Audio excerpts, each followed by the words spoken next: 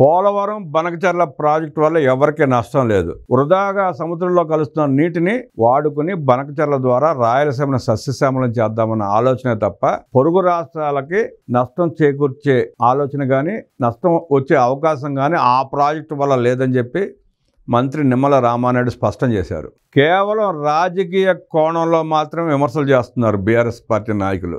తమ 10 ఏళ్ల పాలనలో చేసిన అవకతవకలపై విచారణ జరుగుతున్నాయి. ఒకవైపు ఒక్కొక్క వార్త రోజుకొక వార్త వెలుగు చూస్తూ ఉంది. అక్రమాలు కావచ్చు, అన్యాయాలు కావచ్చు, దుర్మార్గాలు కావచ్చు, వీటిపై సిట్ విచారణ వేగవంతం చేసి ఒక్కొక్కటి బయట పెడతా ఉంటే ఎక్కడ తమ మనుగడ ప్రశ్నార్థకం అవుతున్న భయంతో మళ్ళీ తెలంగాణ ప్రజల భావోద్వేగాలను రెచ్చగొట్టే ప్రయత్నం చేస్తూ తెలంగాణకి ఎలాంటి నష్టం చేకూర్చిన బనకచర్ల ప్రాజెక్టు మీద విషం చిమ్మటం మొదలుపెట్టారు బీఆర్ఎస్ నాయకులు. ఏటా వృధాగా వరదల సమయంలో 3000 టీఎంసీల నీరు సముద్రంలో కలిసిపోతుంది. దాంట్లో 200 టీఎంసీలు మాత్రమే లిఫ్ట్ ద్వారా బనకచర్ల నుంచి రాయలసీమ ప్రాంతాలకు తరలిస్తూ ఉంటే వరదల సమయంలో వచ్చిన నీటిని మాత్రమే అది 3000 టీఎంసీలలో 200 టీఎంసీలు మాత్రమే తరలించేలా ప్రాజెక్టు రూపకల్పన చేస్తున్నారు చంద్రబాబు నాయుడు గారు. దానివల్ల తెలంగాణకి ఎలాంటి నష్టం వచ్చే అవకాశం లేదు.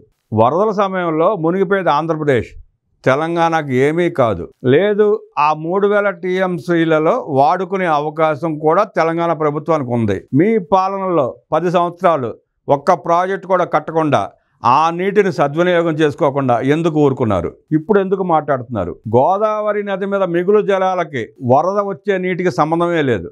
బనకచర్ల ప్రాజెక్టు వల్ల ఎలాంటి నష్టం లేదు తెలంగాణ ప్రభుత్వానికి కానీ తెలంగాణ ప్రజలకు కానీ దాని గురించి మాట్లాడుతున్నారంటే, చర్చలు లేవనెత్తే ప్రయత్నం చేస్తున్నారంటే మళ్ళీ తెలంగాణ ప్రజల భావోద్వేగాలు రెచ్చగొట్టి జరుగుతున్న సిట్ విచారణల విషయాలు బయటికి రాకుండా ప్రజలను దృష్టి మళ్లించే కార్యక్రమంలో భాగంగానే బీఆర్ఎస్ నాయకులు కేసీఆర్ కానీ కేటీఆర్ కానీ హరీష్ రావు కానీ మాట్లాడుతున్నారు. కాళేశ్వరం ప్రాజెక్ట్ బయటికి రాకూడదు, ఫోన్ ట్యాపింగ్ వివరాలు బయటికి రాకూడదు, కార్ రేసులకి తరలించిన డబ్బుల విషయం బయటికి రాకూడదు, కేటీఆర్ కేసులు బయటికి రాకూడదు, కేసీఆర్ కేసులు బయటికి రాకూడదు. ఇవేమీ బయటికి రాకుండా ఉండటం కోసం ఒకవేళ వచ్చిన తెలంగాణ పత్రికల ప్రధాన శీర్షిక చంద్రబాబు నాయుడు గారు అక్రమంగా జలాలను తీసుకెళ్లిపోతున్నాడు, బనకచర్ల కట్టి రాయలసీమను బాగు చేస్తున్నాడు, రాయలసీమ ప్రజల దాహార్తి తీరుస్తున్నాడు, రాయలసీమ రైతులకు నీళ్లు అందిస్తున్నాడు, మనకు అన్యాయం జరుగుతుందన్న విషయాన్ని నాటే ప్రయత్నం చేస్తున్నారు.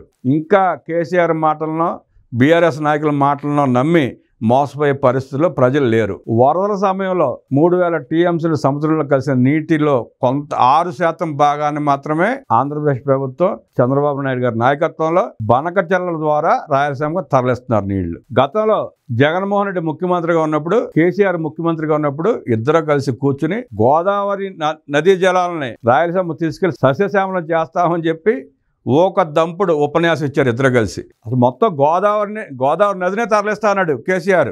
దాన్ని ఆర్భాటంగా ఎచ్చుల కొద్దీ అసెంబ్లీలో కూడా ప్రకటించాడు జగన్మోహన్ రెడ్డి. ఇవాళ కూటమి ప్రభుత్వం 200 టీఎంసీలు తరలిస్తా ఉంటే గగ్గోలు పెడుతున్నాడు. జగన్మోహన్ రెడ్డి నోటి నుంచి మాట బయటికి రావట్లా, పల్లెత్తి మాట మాట్లాడలేకపోతున్నాడు. ఆ రాయలసీమ ప్రజలకి త్రాగునీరు ఇచ్చినా ఏడుస్తున్నాడు జగన్ రెడ్డి, సాగునీరు ఇచ్చినా ఏడుస్తున్నాడు జగన్ రెడ్డి. పరిశ్రమలకు నీరు అందించే అవకాశం ఉండి ప్రాజెక్టు ద్వారా నీరు సమకూరిస్తే బోల్డ్ పరిశ్రమలు వస్తాయి రాయలసీమకి. అది కూడా ఇష్టం లేదు జగన్మోహన్ రెడ్డికి. అందుకే నోరెత్తి మాట్లాడట్లా. కేసీఆర్ కేటీఆర్ హరీష్ రావు మాట్లాడే మాటల వెనకాల జగన్మోహన్ రెడ్డి ఉన్నాడన్నది నగ్న సత్యం. జగన్మోహన్ రెడ్డి మాట్లాడిస్తున్నాడు వాళ్ళ చేత. ఎక్కడ రాయలసీమకు నీరు పుష్కలంగా అందితే ఇప్పుడు ఇచ్చిన 7 సీట్లు కూడా ఎవరేమోనన్న భయంతో గద వణికిపోతున్నాడు జగన్మోహన్ రెడ్డి. ఎందుకే జగన్మోహన్ రెడ్డి నీకు ఆంధ్ర రాష్ట్రం అన్న రాయలసీమ ప్రాంతం అన్న అంత కడుపు మంట? రాయలసీమ నీకు ఏం ద్రోహం చేసింది?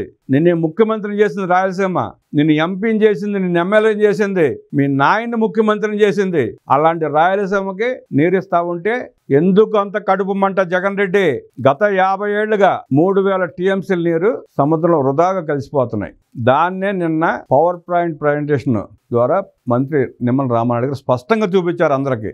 ఇక పోలవరం బనకచర్ల రాయలసీమ ప్రాజెక్టు 3 సెగ్మెంట్లుగా జరుగుతుందని వివరించారు మంత్రి. పోలవరం నుంచి ప్రకాశం బ్యారేజ్ వరకు మొదటి సెగ్మెంట్, ప్రకాశం బ్యారేజ్ నుంచి బొల్లాపల్లి రిజర్వాయర్కు 2వ సెగ్మెంట్, బొల్లాపల్లి నుంచి బనకచర్ల వరకు 3వ సెగ్మెంట్. ఇలా 3 సెగ్మెంట్లుగా విభజించి ప్రాజెక్టును డిజైన్ చేశారు.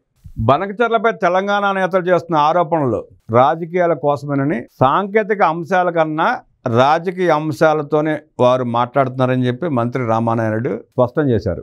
ఎలాంటి అనుమతులు లేకుండా ముందుకెళ్తుందని చెప్పి కేంద్రానికి లేఖలు రాస్తున్నారని, అలా ఎలా జరుగుతుందని అన్ని అనుమతులు తీసుకున్నాక మాత్రమే ప్రాజెక్ట్ మొదలు పెడతామని చెప్పి మంత్రి స్పష్టం చేశారు. కేంద్రమైన ఎందుకు అబ్జెక్షన్ చెబుతుంది? అబ్జెక్షన్ చెప్పాల్సిన అవసరం ఉంది. ప్రధానమంత్రి మోడీ గారి కలే ప్రాజెక్టుల అనుసంధానం. అన్ని నదుల్ని అనుసంధానం చేసి భారతదేశంలో నీరు లేని ప్రాంతం ఉండకూడదనే ఉద్దేశంతో, మంచి సంకల్పంతో ఆయన ఎప్పుడో మొదలు పెడదామన్నారు. మొదలు పెట్టారు. కొన్ని ప్రాజెక్టులు నడుస్తాయి, కొన్ని ప్రాజెక్టులు చేస్తామని జరుగుతూ ఉన్నాయి. దాంట్లో భాగంగానే ప్రధానమంత్రి నరేంద్ర మోడీ కళల్లో భాగంగానే చంద్రబాబు నాయుడు గారు వెనకబడిన 4 జిల్లాలు, బీటుల వారిన భూమిని గోదావరి జలాలతో తడిపి ఆ రైతుల కళల్లో ఆనందం చూడాలని, ఆ ప్రజలు ఆనందంగా ఉండాలని చేసే ప్రయత్నమే బనకచెర్ల ప్రాజెక్ట్. దానికి కేంద్ర అభ్యంతరం ఎందుకు చెబుతుంది? చెప్పాల్సిన అవసరం ఉంది. దిగువనున్న రాష్ట్రం ఆంధ్రప్రదేశ్. వరద సమయంలో నష్టపోయేది కూడా ఆంధ్రప్రదేశే. పైనున్న ఏ రాష్ట్రం కూడా నష్టపోదు. గోదావరి వరదల వల్ల ఒక ఆంధ్రప్రదేశే భారీగా నష్టపోతా ఉంది. ఆ నష్టపోయే ప్రాంతం సముద్రంలో కలిసి వృధా జలాల్లో 200 టీఎంసీలు తీసుకుని 4 వెనకబడి జిల్లాలకు నీళ్లు ఇస్తా ఉంటే ఏడుస్తా ఉన్నారు వీళ్ళు. ఏపీ జల దోపిడీ అని తెలంగాణ నేతలు విమర్శిస్తున్నారని, వరద జలాలు ఉపయోగించుకోవడం తమ హక్కు అని మంత్రి నిమ్మల స్పష్టం చేశారు. జల దోపిడీ ఎక్కడుంది అక్కడ విమర్శించడానికి కూడా అర్థం పర్థం ఉండాలి. తమ తప్పిదాలను కప్పిపుచ్చుకోవడానికి, తమకి పడబోయే శిక్షల నుంచి ప్రజల దృష్టి మళ్లించడానికి తప్ప జల దోపిడీ అని ఎట్లా అంటారు?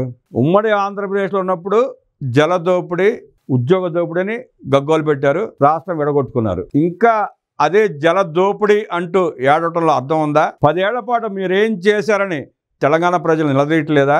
ఏం చేశారు మీరు? కట్టిన ఒకే ఒక ప్రాజెక్టు కాళేశ్వరం.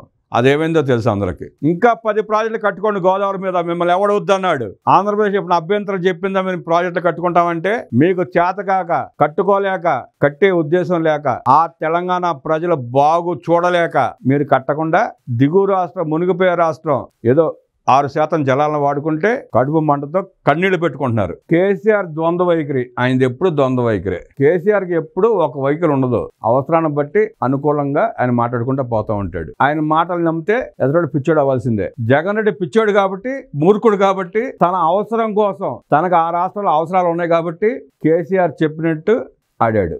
జగన్మోహన్ రెడ్డిని బొమ్మను చేసి కేసీఆర్ ఆడుకున్నాడు. కీ తిప్పటం, ఆడుకోవటం, కీ తిప్పటం, ఆడుకోవటం. చిన్నపిల్లలు ఆడుకుంటారు కదా, కీ బొమ్మ కీ తిప్పితే కాసేపు గలగల కొట్టుకుంటూ అయిపోద్ది. అది జగన్ రెడ్డి పరిస్థితి కేసీఆర్ ముందు. 2016లో మొదటి అపెక్స్ కౌన్సిల్ సమావేశంలో 2 రాష్ట్రాల ప్రయోజనాలకు అనుగుణంగా ఇచ్చి పుచ్చుకునే ధోరణిలో వ్యవహరించి నీటి పంపకాలు చేసుకుందామని సీఎం చంద్రబాబు తెలిపారు. దీనిపై అప్పటి తెలంగాణ ముఖ్యమంత్రి కేసీఆర్ మాట్లాడుతూ, గోదావరి నదిలో వృధాగా పోయే 3000 టీఎంసీల జలాల్లో సాధ్యమైనంత మేర సమర్థవంతంగా వినియోగించుకుంటే 2 రాష్ట్రాల సమస్యలు పరిష్కారం అవుతాయన్నారు.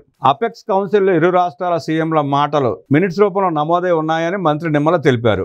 నాడు ఏపీలో జగన్ సీఎంగా ఉన్నప్పుడు మన రాష్ట్రానికి వచ్చిన కేసీఆర్ రాయలసీమ నీటి సమస్య పరిష్కారానికి గోదావరి వరద జలాల తరలింపే మార్గమని పదే చెప్పారు. అలాంటి కేసీఆర్ నేడు ప్రతిపక్షంలో ఉండి వరద జలాలను మాత్రమే వినియోగించుకునే బనకచెర్లకు అడ్డు చెప్పడం ద్వంద్వ వైఖరికి నిదర్శనమని మంత్రి నిమ్మల ఆక్షేపించారు. జగన్ రెడ్డి ముఖ్యమంత్రిగా ఉన్నప్పుడు కేసీఆర్ గారు తిరుమల వెళ్ళాడు దర్శనానికి. ఆ సమయంలో రోజా ఇంటికి భోజనానికి వెళ్ళారు. ఆ రోజు ఆయన శుభ్రంగా భోజనం చేసి, ఈ రాయలసీమ నేను దత్త తీసుకుంటా, గోదావరి జలాలు తీసుకొచ్చి సస్యశ్యామలం చేస్తా అని చెప్పి ప్రగల్భాలు పలికాడు. ఇవాళ అడ్డం పడుతున్నాడు. వాళ్ళు ఎందుకు అడ్డం పడుతున్నాడో ప్రజలకు అర్థం కావట్లా. ఆయనకు తెలుసు స్పష్టంగా, జగన్ రెడ్డికి తెలుసు ఇంకా స్పష్టంగా ఎందుకు అడ్డం పడుతున్నారు అనేది. నాడు గోదావరి ఎగువ ప్రాంతం నుండి వరద సమయంలో రోజుకి 4 నుండి 5 టీఎంసీల చొప్పున 120 రోజుల్లో 400 నుండి 500 టీఎంసీల జలాల వరకు శ్రీశైలం తరలించేందుకు తెలంగాణ ముఖ్యమంత్రి కేసీఆర్ తాను నిర్ణయించినట్లుగా నాటి సీఎం జగన్ సాక్షాత్తు అసెంబ్లీలోనే ప్రకటించాడు. తెలంగాణ ముఖ్యమంత్రిగా నాడు గోదావరి జలాల తరలింపునకు అంగీకారం తెలిపిన కేసీఆర్ నేడు పోలవరం వద్ద వరద జలాల్లో 200 టీఎంసీలను తరలించే బనకచెర్ల ప్రాజెక్టును వ్యతిరేకించడం అర్ధరహితమని మంత్రి నిమ్మల స్పష్టం చేశారు. అప్పట్లో కేసీఆర్ తో కలిసి గోదావరి వరద జలాల తరలింపుపై నిర్ణయం తీసుకున్న జగన్ రెడ్డి నేడు రాయలసీమను సస్యశ్యామలంగా మార్చే బనకచెర్ల ప్రాజెక్టును అదే కేసీఆర్, ఆయన పార్టీ నాయకులు వ్యతిరేకిస్తుంటే నోరు మెదపకపోవడంలో అంతరం ఏమిటని మంత్రి నిమ్మల ప్రశ్నించారు. తెలంగాణ నేతల అభ్యంతరాలను రాయలసీమ బిడ్డగా చెప్పుకునే జగన్ ఎందుకు ఖండించడం లేదని నిలదీశారు. ఖండించిన, నోరు ఎత్తిన జగన్ రెడ్డికి ఎక్కడ ఎలా తొడపాసం పెడతారో జగన్ రెడ్డి స్పష్టంగా తెలుసు. అందుకే నోరెత్తడు, మాట్లాడ్డు. రాయలసీమ గురించి ఆయనకి ఎందుకు, ఆంధ్రప్రదేశ్ గురించి జగన్ రెడ్డి ఎందుకు ఆలోచిస్తాడు? జగన్ రెడ్డికి ఏం అవసరం అని చెప్పి ఆలోచిస్తాడు. జగన్మోహన్ రెడ్డికి ఉన్న విలువైన ఆస్తులన్నీ తెలంగాణలో ఉన్నాయి. ఆయన్ని కాపాడుకోవడమే ఆయన ఉద్దేశం. తన ఆస్తులు రక్షించుకోవడం కోసం, కాపాడుకోవడం కోసం జగన్మోహన్ రెడ్డి ఏ స్థాయికైనా దిగజారి ఏ నాయకుడి ముందన్నా చతికిలపడి అంటే తందనంటాడు. అలాంటి జగన్మోహన్ రెడ్డి ఆంధ్రప్రదేశ్ గురించి ఎందుకు ఆలోచిస్తాడు? రాయలసీమ గురించి అసలు ఎందుకు ఆలోచిస్తాడు? ఎగువ రాష్ట్రాల ప్రయోజనాలకు భంగం లేకుండా వారి న్యాయబద్ధమైన అవసరాలు తీరాకనే కేవలం వృధాగా సముద్రంలో కలిసే వరద జలాల్లో 200 టీఎంసీలను మాత్రమే బనకచర్ల ప్రాజెక్టుకు వినియోగించుకుంటామని స్పష్టంగా చెబుతున్నాం. సిడబ్ల్యూసీకి ఇదే విషయం తెలియజేశాం. ఎగువ రాష్ట్రాల హక్కులు హరించే దురుద్దేశం ఏమాత్రం లేదు. అందరూ బాగుండాలి.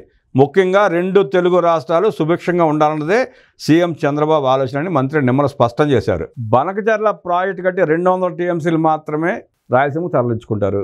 మిగతా 2800 టీఎంసీలు మీరు ప్రాజెక్టు కట్టి మీరు తరలించండి తెలంగాణకి, సంతోషిస్తాం అందరం. కేసీఆర్ గారు మళ్ళీ మీరు ముఖ్యమంత్రి అవుతారో లేదో తెలియదు, కానీ ఇప్పుడున్న ప్రభుత్వానికి కూడా మీరు సలహా ఇవ్వచ్చు. ఆ 2800 టీఎంసీలు తెలంగాణ వాడుకునేలాగా ప్రాజెక్టులు కట్టమని చెప్పి మీరు కోరవచ్చు, సలహాలు ఇవ్వచ్చు, సూచనలు చేయొచ్చు.